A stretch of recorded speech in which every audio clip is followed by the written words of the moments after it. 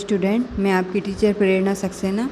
आज हम कक्षा 8 हिंदी मीडियम की हिंदी का पाठ 5 पढ़ने जा रहे हैं। पाठ का नाम है श्री मुक्तानंद जी से मिलिए। ठीक है, इसमें सीखने योग्य जो बातें हैं वो हैं सामाजिक बुराइयों को समझना और उनसे बचने का प्रयास करना, शब्द युग्म समानोच्चारित विभिन्नार्थक कौशल, सूक्ष्म अंतर वाले शब्द, मुहावरे, कहावतें, विराम चिन्ह, हिंदी मानक शब्द, सार्वजनिक विशेषण, सर्वनाम विशेषण, विशेष प्रयोग। ठीक है, पाठ का परिचय। इस व्यंग के माध्यम से लेखक ने समाज में व्याप्त बुराइयों को उजागर किया है। कुछ लोग जिंदगी भर मुफ्त में कुछ ना कुछ प्राप्त करने की जुगाड़ में लगे रहते हैं। इस बुराई को लेखक ने मुक्तानंद जी के माध्यम से हास्य व्यंग द्वारा प्रस्तुत किया है। भगवान ने इस संसार रूपी अजायब घर में भांति भांति के जीव जंतु छोड़े हैं। कुछ काले, कुछ गोरे, कुछ सुंदर, कुछ असुंदर, कुछ भोले और कुछ जल्लाद। अलग अलग स्वभाव, अलग अलग चाल ढाल। मेरे पड़ोस में एक सज्जन रहते हैं। नाम है उनका मुक्तानंद जी। यथा नाम तथा गुण, जैसा उनका नाम है वैसे ही उनके गुण हैं। माले मुफ्त दिले बेरहम। क्या मजाल की कहीं दावत का झूठा भी निमंत्रण मिल जाए और वे जाने से रुक जाएं, चाहे बीमारी हो ही क्यों ना हो और चाहे बाद में कुछ भी क्यों ना भुगतना पड़े। वे ऐसे ही एक अवसर पर दावत में जा रहे थे। मुझसे बोले, भाई अरे 2-2.5 रुपए का खाऊंगा, 12 आने का मिक्सर पी लूँगा, तब भी फायदे में ही रहूँगा। मुफ्त का चंदन घिसे मेरे नंदन, ब्रज भाषा की लोकाक्ति है। श्री मुक्तानंद जी ने उनके ज्वलंत उदाहरण हैं। शौक सब करेंगे, उनके जो शौक हैं, इच्छाएं वो पूरी करेंगे। पान का भी शौक जान पहचान वालों की जेब से ही होता है। आप पान खा रहे हैं, आपसे नमस्कार किया और पान पर हाथ बढ़ाया। यदि आप ट्रेन में सफ़र कर रहे हैं तो किसी अजनबी से भी निसंकोच रूप से अपने आवश्यक शौक पूरे करा लेते हैं। उनका सिद्धांत है कि ऐसा करने से दुर्व्यसन अपनी सीमा पार नहीं कर पाते हैं। उनकी यह भी मानता है कि जो स्वाद मुफ्त का पान खाने में आता है वह पैसा खर्च करने पर कहाँ। एक दिन मैं बाजार से लौटा, देखा कि श्रीमान मुक्तानंद गली में एक कटी पतंग लूटने को बेतहाशा दौड़े जा रहे थे। यदि वह उन्हें मिल गई तो वे उसे प्राप्त करके कृत्य हो जाएंगे।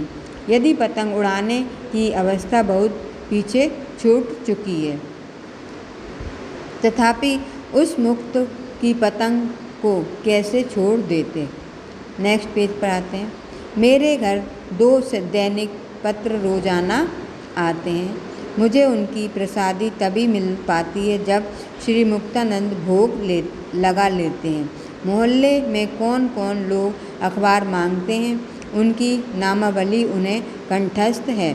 समय समय पर सब पर कृपा करते हैं। उनका कथन है कि प्रत्येक मनुष्य को अपने ज्ञानवर्धन के लिए अधिक से अधिक समाचार पत्र पढ़ने चाहिए, किंतु पैसा खर्च करके समाचार पत्र पढ़ना वे पाप समझते हैं।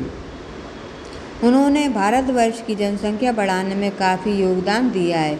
ईश्वर की कृपा से उनके 6 लड़के और 4 लड़कियां हैं। शिक्षा सबको देना वह अपना पावन कर्तव्य समझते हैं। इसके लिए सदैव वह फीस माफ़ कराने के चक्कर में स्कूलों के मैनेजर और प्रिंसिपलों के घर पर धरना देते रहते हैं।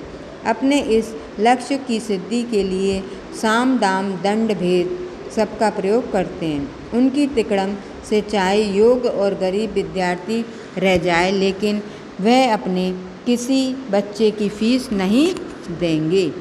एक दिन सुबह ही मेरे घर पधारे, बोले, भाई जरा कालिदास ग्रंथावली दे दो। मैंने कहा, आपको उसकी क्या आवश्यकता पड़ गई? उत्तर दिया, मेरे एक मित्र को चाहिए, उससे मेरा लाभ होने वाला है। अब आप बताइए, लाभ होगा उनका और पुस्तक चाहिए मेरी।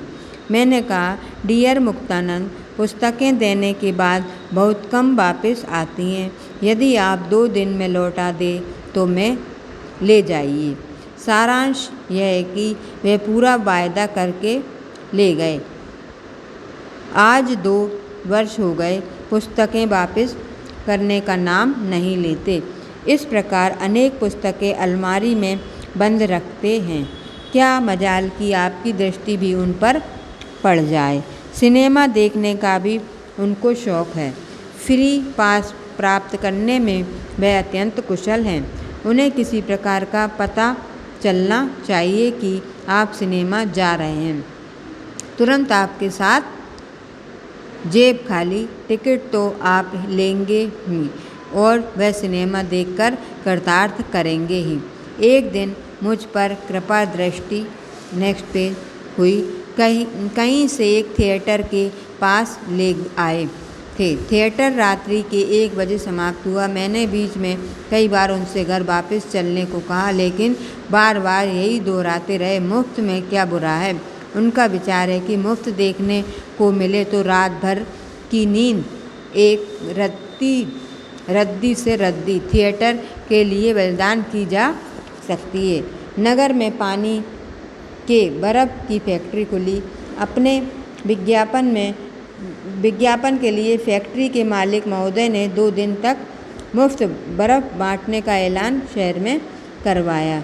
मुफ्तखोरों के सरताज हमारे मुक्तानंद जी भी वहाँ घंटों नष्ट करके, क्यों मैं योगी की तरह साधना करके एक एक टुकड़ा बर्फ़ का दोनों दिन आए। पहले दिन अपनी जूती वहाँ खो आए और दूसरे दिन कमीज वहाँ फड़वा लाए, किंतु मुफ्त में मिले उस बर्फ़ के आगे यह नुकसान नगण्य था। श्री मुक्तानंद जी की तबीयत कभी खराब न हुई हो तो यह बात नहीं है, किंतु आज तक दवा तो क्या, शीशी के पैसे भी उन्होंने अपनी जेब से खर्च नहीं किए। डॉक्टर, वैद्य, हकीम सभी से दोस्ती है और आखिरी में सलामत रहे सरकारी अस्पताल। आप पूछेंगे कि डॉक्टर तो किसी के दोस्त नहीं होते, बस यही तो कबीर का रहस्यवाद है। मुक्तानंद जी बड़े उस्ताद हैं। डॉक्टर तो दुनिया की नब्ज टटोलते हैं और मुक्तानंद जी डॉक्टरों की। किसी डॉक्टर को अपनी खुशामद पसंद है तो उसकी खुशामद, वैद्य जी कीर्तन के शौकीन हैं तो उनके यहाँ कीर्तन। गरज यह है कि किसी न किसी प्रकार पहले उनसे मित्रता और फिर मुफ्त में दवाई। वैसे ये 12 महीने बीमार ना भी हों तो अस्पताल से टॉनिक तो नित्य भरवा ही लेते हैं। मैंने एक दिन कहा, व्यर्थ में दवाइयाँ मत पिया कीजिए। बोले, यार पैसे तो नहीं खर्च होते, मुफ्त की चीज़ कभी नुकसान नहीं करती। इकलोक को मुफ्त में सुधारकर मुक्तानंद जी अब परलोक में भी मुफ्त जीवन यापन करने की टोव में रहते हैं। उनका दृढ़ विश्वास है कि जब भगवान ने ही इस प्रकार आनंद से निभा दी तो स्वर्ग का टिकट खरीदने की आवश्यकता नेक्स्ट पेज नहीं पड़ेगी। भगवान मुफ्त में उनकी मुक्ति कर देंगे। यह प्रार्थना करते हुए मुक्तानंद जी को हर साष्टांग दंडवत करते हैं। ठीक है, इस तरह से आपका ये पाठ हो गया है। पाठ के रचयिता मतलब जो पाठ लिखा था वो डॉक्टर बरसाने वाले चतुर्वेदी जी हैं। पाठ का परिचय क्या है? डॉक्टर बरसाने वाले चतुर्वेदी जी व्यंग और हास्य के मुख्य हस्ताक्षर हैं। राष्ट्रीय और अंतर्राष्ट्रीय ख्याति के उर्वर कवि डॉक्टर चतुर्वेदी 40 ग्रंथों के लेखक हैं। गद्य तथा पद्य दोनों में आपका बराबर अधिकार है। डॉक्टर चतुर्वेदी के ठिठोली, चक्कल्लम, मानव बिंदु मुख्य हास्य व्यंग हैं। आपको भारत सरकार द्वारा पद्मश्री से अलंकृत किया गया है। तो बच्चों, आज ये पाठ अपना पूरा हो गया, पढ़ लिया अपन ने, रीडिंग कर लिया। अगली नेक्स्ट वीडियो में इसका अभ्यास कार्य मैं करवाऊँगी। तब तक आपके लिए ये वर्क है कि आप इसको एक बार फिर से रीडिंग अच्छी से करिएगा, समझिएगा। नेक्स्ट वीडियो में फिर मिलेंगे, तब तक के लिए थैंक यू।